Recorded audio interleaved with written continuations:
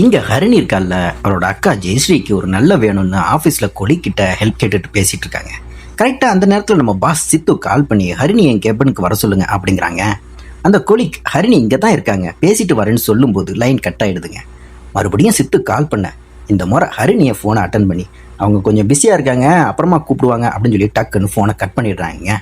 அப்புறம் அந்த கொலிக் சித்துவோட கேபினுக்கு வர ஹரிணி எதுக்காக உங்களை பார்க்க வந்தாங்க அப்படின்னு சொல்லி சித்து கேட்குறாங்க. அவளும் ஜெயஸ்ரீயோட வேலை விஷயமா பேச வந்தாங்க அப்படிங்கிறாங்க. நீங்கள் யார்கிட்டயாவது இதை பற்றி பேசுனீங்களா அப்படின்னு சொல்லி சித்து கேட்க, இல்லை சார் இன்னும் யார்கிட்டையும் பேசலை அப்படிங்கிற மாதிரி அவங்களும் சொல்கிறாங்க. கட் பண்ணா ஹரிணிக்கு ஃபேமஸ் லாயர் லீலாவதி ஆஃபீஸ்லேருந்து கால் வருதுங்க. உங்கள் சிஸ்டர் வேலை விஷயமா கேட்டிருந்தீங்கல்ல, மேடமோட ஃபேமிலி ஃப்ரெண்ட் சித்தார்த் தான் கால் பண்ணி சொன்னார், நாளைக்கு காலையில் 10 மணிக்கு உங்கள் சிஸ்டர் மேடத்தை வந்து பார்க்க சொல்கிறாங்க அப்படிங்கிற மாதிரி சொல்கிறாங்க. ஹரிணிக்கு அப்போ தான் புரியுது, சித்து தான் பின்னால் இருந்து வேலை பார்த்துருக்கான் அப்படிங்கிற மாதிரி. நேராக சித்துக்கிட்ட போய் தேங்க்ஸ் சொல்ல, அவன் நான் ஒன்றும் தேங்க்ஸ்க்காக பண்ணலை, எல்லாம் ஒரு அன்பு தான் அப்படிங்கிற மாதிரி வழிகிறான். ஹரிணி மைண்ட் வாய்ஸில் போதுண்டா சாமி அப்படின்னு கும்பிட்டுட்டு அங்கேருந்து கிளம்புறாங்க.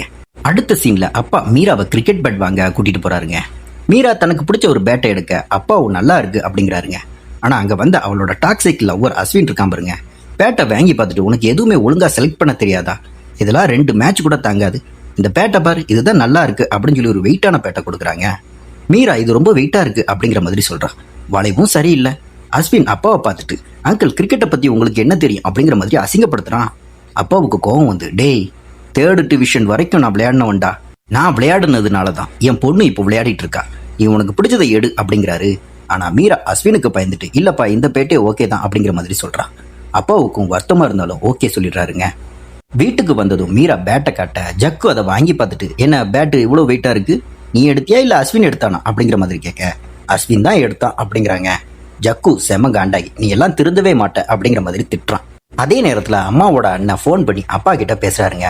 நம்ம சொந்தம் விட்டு போகக்கூடாதுல்ல மாமா, அதான் கீர்த்தி மாமாவை ஜெயஸ்ரீக்கு பேசி முடிச்சிடலாம் அப்படின்னு இருக்கேன், நீங்கள் ஓகே சொன்னால் போதும் அப்படிங்கிறாருங்க. உடனே ஹரிணி ஃபோனை வாங்கி, அக்கா இப்போ தான் வேலைக்கு ஜாயின் பண்ண போகிறா, கொஞ்ச நாள் ஆகட்டும் அப்படிங்கிற மாதிரி கட் பண்ணிடுறான்.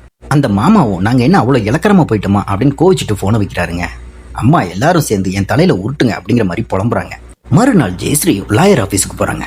அங்கே பக்கத்தில் ஒரு பொண்ணு அழுதுகிட்டே, என் குடும்பத்தை விட்டுட்டு வந்த மேம், ஆனால் அவன் இன்னொருத்தி கூட சுற்றுறான், எனக்கு துரோகம் பண்ணிட்டான், வாழவே முடியாது அப்படின்னு சொல்லி லாயர்கிட்ட சீன் போட்டுக்கிட்டு இருக்காங்க. இதை கேட்டதுமே நம்ம ஜெயஸ்ரீக்கு பயங்கர கோவம் ஆகி, அவன் கூட எல்லாம் சேர்ந்துடாதீங்க, முதல்ல டைவர்ஸ் கொடுங்க, இந்த மாதிரி ஆளுங்க எல்லாம் கொன்னா கூட தப்பு இல்லை அப்படின்னு சொல்லி பயங்கர வயலண்ட்டாக பேசுகிறாங்க. லாயர் லீலாவதி ஷாக் ஆகி, என்னம்மா டைவர்ஸ் கேஸை கொலை கேஸாக மாற்றிடுவ போலைய, நீ யாருன்னு கேட்குறாங்க. நான் தான் ஜெயஸ்ரீ, உங்ககிட்ட ஜூனியராக ஜாயின் பண்ண வந்திருக்கேன் அப்படிங்கிற மாதிரி சொல்ல, லாயர் அவளை முறைச்சி உள்ளே கூப்பிட்றாங்க. உள்ளே போனதுமே, என்னம்மா இவ்வளோ ஃபோர்ஸாக இருக்க, சித்தார்த் உன்னோட ஃப்ரெண்டா அப்படிங்கிற மாதிரி கேட்க, இல்லை மேம் என் சிஸ்டரோட பாஸ் அப்படிங்கிறாங்க. அடுத்து பேரண்ட்ஸ் பற்றி கேட்க, அப்பா சென்னையில் டெக்ஸ்டைல் ஷாப் வச்சிருக்காரு, எஸ்எஸ் சில்க்ஸ் அப்படின்னு சொல்கிறாங்க. லாயர் உடனே, ஓ எஸ்எஸோட டாக்டரா, இந்த புடவை கூட உங்கள் கடையில் எடுத்தது தான், ஆனால் எனக்கு டிசிப்ளின் தான் முக்கியம், இந்த மாதிரி எமோஷனல் ஆகுறதுலாம் பிடிக்காது, ஓகேனா திங்கக்கிழமையில வந்து ஜாயின் பண்ணிக்கோ அப்படிங்கிற மாதிரி சொல்கிறாங்க. ஜெயஸ்ரீ ஹாப்பியாக ஹரிணிக்கு கால் பண்ணி, லாயருக்கு நம்ம அப்பாவை தெரிஞ்சிருக்குடி அப்படிங்கிற மாதிரி சொல்ல, ஹரிணி அப்பாவுக்கு நிறைய பேரை தெரியும், எதையும் யோசிக்காம ஜாயின் பண்ணு அப்படின்னு சொல்லி ஸ்க்ரீன் சிக்னல் கொடுக்குறாங்க. கட் பண்ணா நம்ம மது அவளோட ஃப்ரெண்டு கல்யாண ஈவெண்ட்டுக்காக ஒரு டிஜே வேணும்னு நம்ம ஜக்கு டீமை அறிமுகப்படுத்தி வைக்கிறான்.